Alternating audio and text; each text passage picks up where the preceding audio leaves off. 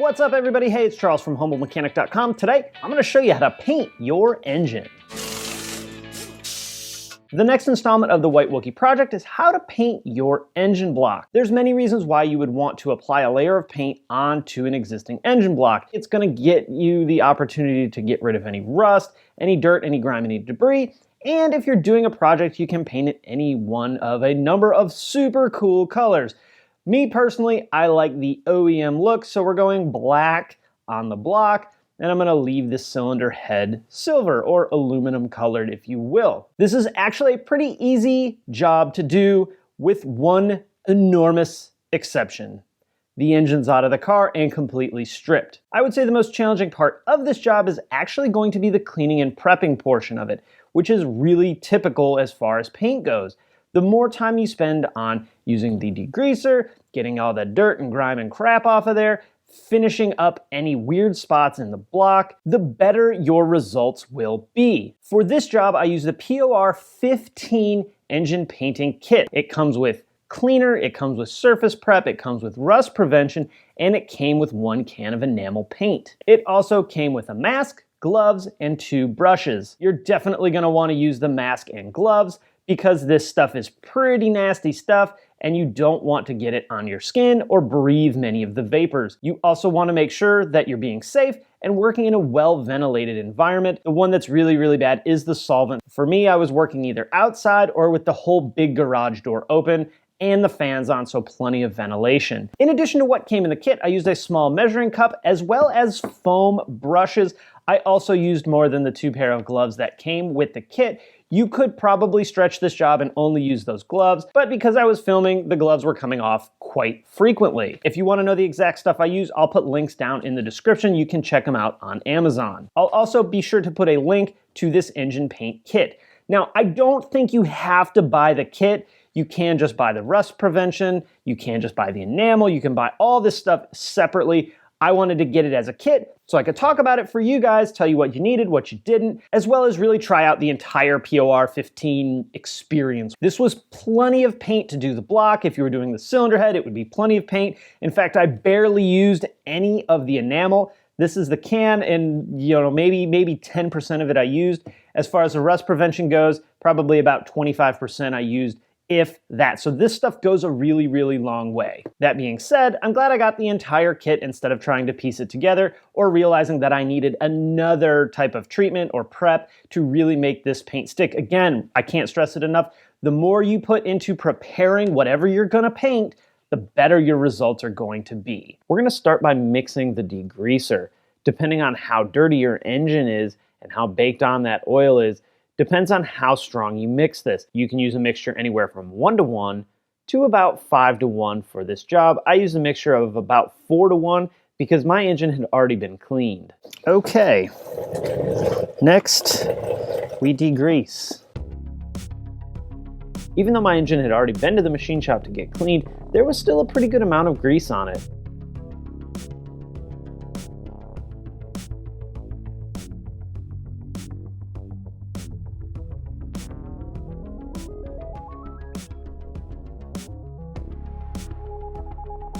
Once you're confident you got any grease and oil off of the engine, it's time to go ahead and just rinse it with a hose. I also have a tub underneath the engine to catch any of the degreaser and water mixture. All right, now that she's rinsed, time to dry her off.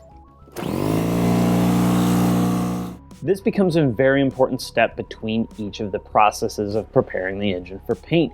We want to make sure that the engine is completely dry before we proceed to the next step. Using compressed air is really the fastest way to do this, but no matter how you do it, it must be totally dry. Next, we're going to be using the POR15 Metal Prep. This is an acidic zinc phosphate coating, and it coats the engine or whatever you're painting to prevent rust. So this does chemically bond to your engine surface. You can brush it on, you can roll it on. I actually like the spray on method. You want to keep the surface wet for 10 to 20 to 30 minutes. And again, we need to make sure that we do a very thorough job drying the engine. I found that working from the top to the bottom was best. There's a lot of nooks and crannies in an engine block. This needs to be 100% dry. Now, first thing you'll notice is that I have it up on a block of wood. That's so I can get all the way down to the bottom with the paint. When it comes to taping, we want to make sure we're using a really good quality tape. I'm also wearing gloves so that I don't get any oil from my hands on the engine block that may impact how the paint adheres. I covered all the mounting surfaces, any gasket surfaces, bolt holes, sensor locations, and anywhere where paint will be a problem. So anywhere where two surfaces would mate, I went ahead and taped that off. When it comes to bolt holes, you can run a bolt inside to make sure you keep paint out of the threads, because if you get this paint in the threads, you are going to have to thread chase or tap that paint out. And it's easier just to put a piece of tape or a bolt in the hole. After you apply the tape, you can use a razor blade to cut around the surface. The more care you take on applying and cutting the tape will mean that you get a more thorough coverage when you paint.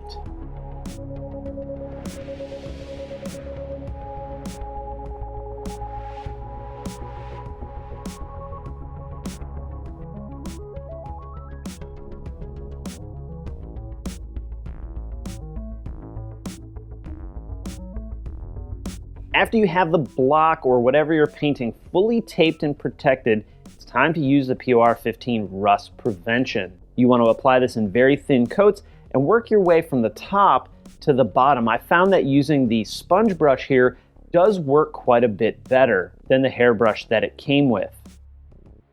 On places where there wasn't any paint, instead of brushing this rust prevention on, I actually dabbed it on in an effort to try and recreate that textured finish that the engine block has.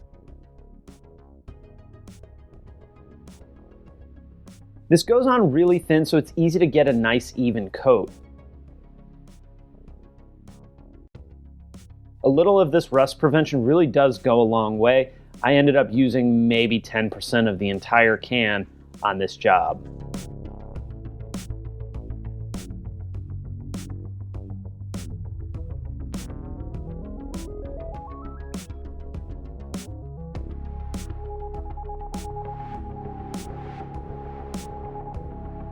Timing on this is also very important. You want to plan out your paint so that you paint with the rust prevention in the morning, then you can do the enamel in the evening and allow it overnight to dry.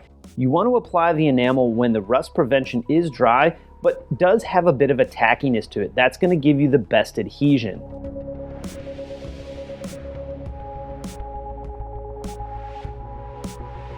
Now, the enamel does go on quite a bit thicker. You want to make sure that you're taking great care to put it on as thin as you can. If you put it on too thick, it really gives it an odd look. You can get runs in the paint and drips, and it takes away from that OEM look that I'm going for. Just like with the rust prevention, be careful of any bolt holes. You do not want to get this in there. This also has quite a bit stronger of an odor than the rust prevention.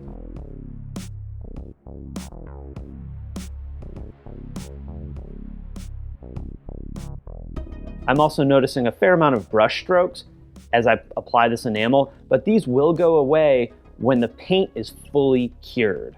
It actually came out really well. Again, it's not fully dried. There are some tacky spots still in it. So this will take a couple of days to fully cure.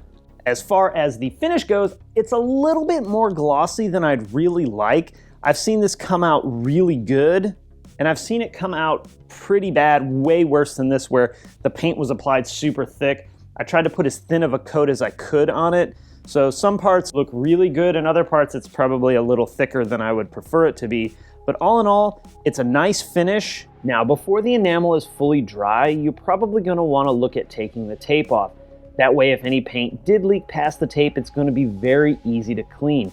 I found the easiest way to clean it off while the paint wasn't fully cured was simply scrape the surface with a razor blade, and that'll take the paint right off. A really good close-up of what it looks like pulling the excess paint off. Now, depending on just how far up this flange comes on the front, we can do some spot touch-ups on here to fully cover it.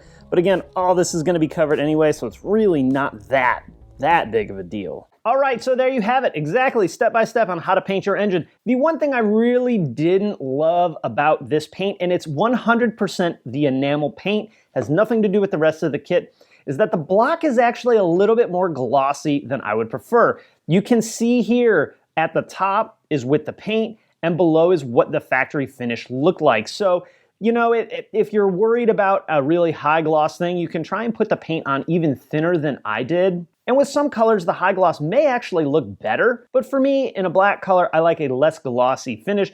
I'm sure that I could take some sandpaper and kind of knock the finish down, but since 90% of this is gonna be covered anyway, I don't really want to spend the time. We're gonna leave it as is and rock and roll and get this bad boy back together and back in the car. All right, so with that, I'm gonna wrap it up. Questions or comments, you know what to do. If you like the video, give it a thumbs up on YouTube, appreciate that. Don't forget to subscribe right here on YouTube and ding the notification bell, or over on the blog at humblmechanic.com. Follow me on Facebook, Twitter, Instagram, and of course, Snapchat. And hey, if you wanna help support me and support the show, help me keep the lights on, there's 3 really easy ways. 1, use my Amazon links down in the description. That doesn't cost you anything extra, it just takes you over to Amazon.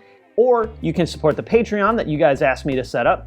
And finally, the best way and the best return on your investment is to join the crew membership program, where you get exclusive videos, exclusive content, VW Audi training manuals, and on and on and on. Links to all that are down below. With that, guys, thanks so much. I love you, and I'll see you next time.